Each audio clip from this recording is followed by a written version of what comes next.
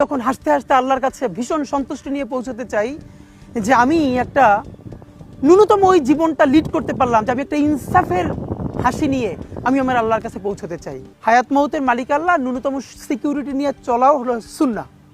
কিন্তু আমাদের লড়াইটা হলো, আমার মা স্বাভাবিকভাবেই কান্নাকাটি করেন, আমার পরিবার সবাই। তো আমি আমার মাকে বলেছি যে দেখো, মানে আমরা যে লড়াই নেমেছি, আমার একটা মনে হয় কি কোনো রাজনীতিবিদের না বাসায় মৃত্যুটা হইতে পারে না, এটা কোনো ভালো মৃত্যু না। যিনি রাজনীতি করেন, যিনি লড়াই করেন, যিনি বিপ্লবী, যিনি সংগ্রামী, তার মৃত্যুটা হবে একটা সংগ্রামের মধ্য দিয়ে, একটা রাজপথে, একটা গ্লোরির মৃত্যু।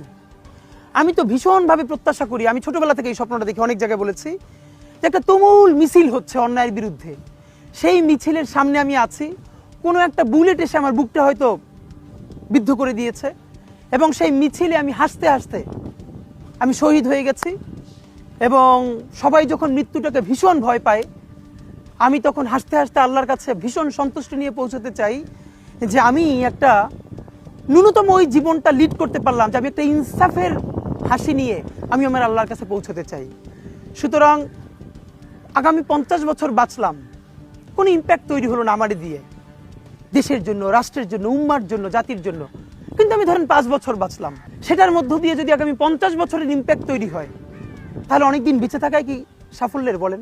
শহীদ প্রেসিডেন্ট জিয়াউর রহমান কয়টা দিন বেঁচেছেন, কিন্তু ভাবেন আজকে পর্যন্ত উনি আমার অনুপ্রেরণা।